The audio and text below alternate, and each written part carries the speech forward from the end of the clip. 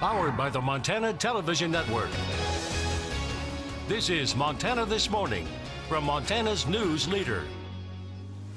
Well, good morning. Thanks for waking up with us today, this Valentine's Day. I'm Justine Stewart. Yeah, and I'm Louis Stewart. You'll be having a good start to your Wednesday and Valentine's Day. If you have any plans today, which unfortunately I did not make any plans, but we already talked about it. It's good. I think we're going to wait till the weekend. Yeah, you might as well. That's fine. Especially when you get up so early. It's not like you can really stay up late and have a nice dinner. So we'll wait for the weekend. But if you have plans, which hopefully you do today, keep in mind snow in the forecast, and we're going to see that all the way in to tomorrow morning. So just plan accordingly. We do have some winter weather advisories in place as well. This is through Thursday morning. So here's some snowfall totals with you there. The Kootenai Cabinet area could see anywhere from 4 to 6 inches of snow. West Glacier region 4 to 8 inches. That lower Clark Fork region 2 to 6 inches. The lower elevations are going to be in that kind of 2 to 3 inch range. The higher elevations can make it up to that 6 inch mark. And then the Seeley Lake Potomac region 3 to 6 inches. Again though, with this Seeley Lake area and then areas further south, our best chance for seeing accumulating snowfall will be overnight tonight and into tomorrow morning. Clearwater, Bitterroot, Sapphire Mountains 4 to 7 inches. Notice again the Missoula and Bitterroot valleys not in this advisory, with those areas again with the best chance of seeing snowfall late tonight into early Thursday morning. We'll get into all these details here coming up. Staff with the Environmental Protection Agency are a couple of weeks away from issuing a draft plan for cleanup work at the old Smurfett Stone mill site. But a new wrinkle at the courthouse could also impact the level of cleanup, with the owners filing deed restrictions to block any future residential use of the mill lands. EPA and state officials faced a full room of community leaders in Frenchtown as they updated work to sample the 3,200-acre site where mill operations stopped just over 8 years ago. They're still collecting data, but the agency is close to issuing a baseline plan summarizing findings for contamination for wildlife and the environment and future risks for people living in Frenchtown. With a few exceptions at the center of the mill, EPA says most of the samples aren't showing high risk, although there's manganese and cobalt that could be impacting groundwater. The agency has been studying cleanup sufficient for people to live at the mill site. But project manager Sarah Sparks has learned the owners just filed a deed restriction, so that won't ever happen. And she says more samples are needed before she can discuss the final cleanup plans. I can't tell you that because we're not through studying yet. But I hear what you're saying about the arsenic, treating the arsenic. We've got a lot of experience because of the mining sites in Montana and working on those. I hear what you're saying. We're still looking at that. But I can tell you there will not be any additional drinking water wells on that site or residential growth on that site.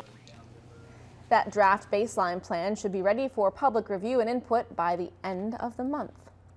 Technology is prevalent now more than ever. It's accessible by just about anyone, and it's ending up in the tiny hands of toddlers in the form of screen time. Even though they seem to catch on fast, is having a tech-savvy toddler a good thing?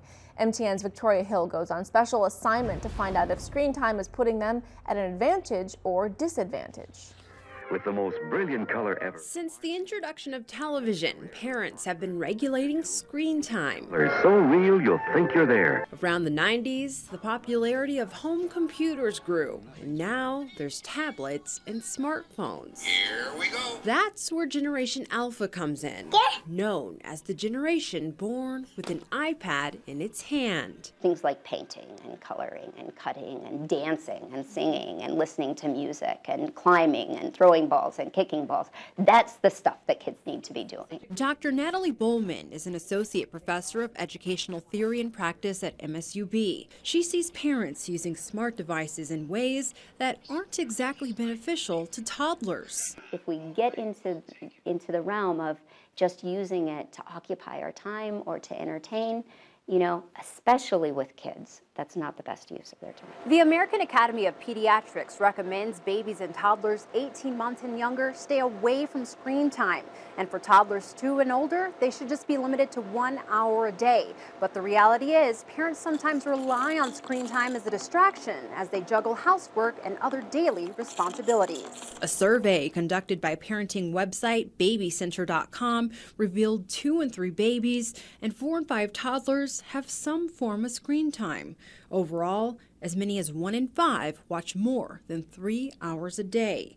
Pediatricians are seeing some damaging effects on vision, sleep, weight, fine motor skill development, and mental health. Especially if screens are used as the only form of comfort.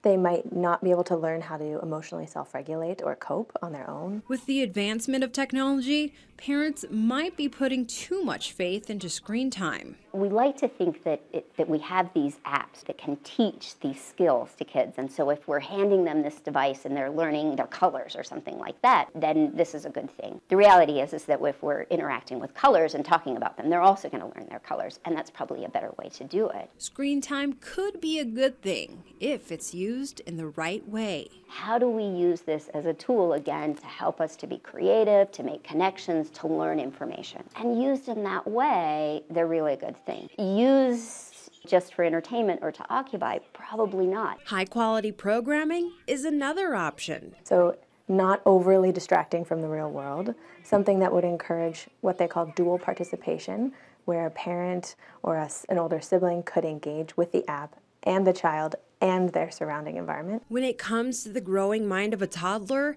back to basics is best. And I think that we have to remember that even though technology has its place, both in our classrooms and in our world, it can never replace good, high-quality interactions between teachers and children or parents and children. Victoria Hill, MTN News, Billings. Dr. Notario also suggests finding apps that allow parents to set a hard stop, which turns off the app after a selected amount of time, so the child learns screen time isn't an ongoing experience.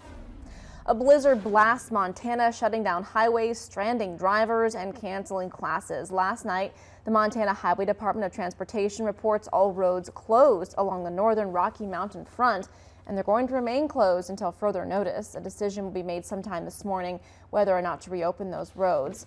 Here's what residents were dealing with as those winds picked up. Getting across Glacier County in north central Montana became impossible. Even though plows were out, crews just couldn't keep up with the constant wind and blowing snow. MDT closed down highways 2 and 89 across the county because of the severe drifting and whiteout conditions. Route 1 and Route 8 were also closed. Officials do want to remind residents there that if you're driving around a barricade on a closed road, you will be issued citations. That blizzard even stranded drivers traveling across the state. Paul Stefantrick was driving from Chicago to Kalispell when he hit some weather outside of Browning. He says as the sun was setting, he noticed some snow drifts, but nothing to alarm him. And then as the night went on, things got a lot worse. As the time went on, it got scarier and scarier. I mean, I didn't want to go any further because I don't want to get stuck and get stranded out somewhere. We're closed, we can't move anywhere anyway. We don't want to get stuck out there. We'd rather be stuck at a hotel.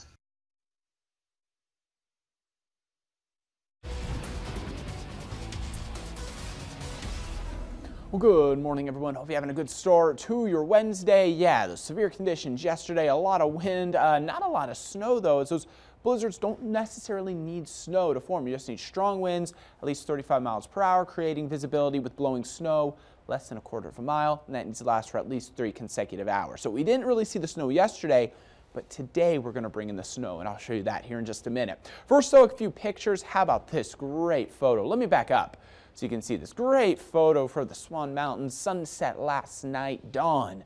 Thank you so much for this great picture right here. And then Jardy took this picture yesterday in the Missoula area. Another beautiful but cold day.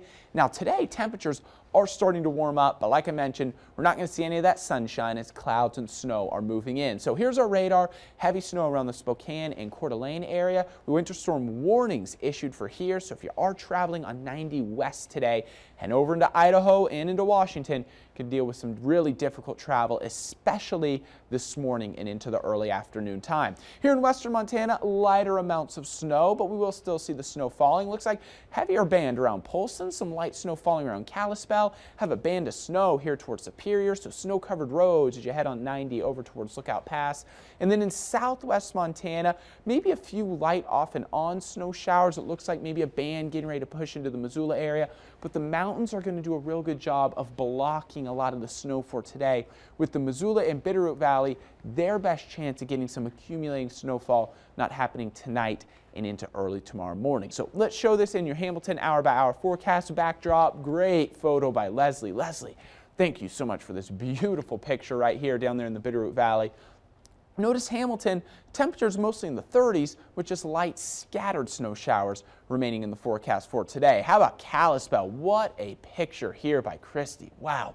Christy, thank you so much for that picture right there. Northwest Montana, better chance of snow and accumulating snowfall for today with around a 70 to 80% chance of snow throughout Wednesday. 7-day forecast for Missoula. We'll see 31 with the snow slowly clearing tomorrow. Then we're bringing those snow showers right back in for the weekend. Notice Kalispell too with snow for the weekend and then bitterly cold temperatures as an Arctic front dropping temperatures into the teens by the beginning of next week. Hamilton, light snow today, better chance of snow Friday, Saturday, and Sunday, and temperatures drop into the teens by Monday. Winter definitely back. Yeah, got a little taste of spring, but now, yeah, winter's making a full return. All right, well, thanks, Lewis, and make sure you do stick around. We're back after this, but first, here are some birthday shout-outs this morning.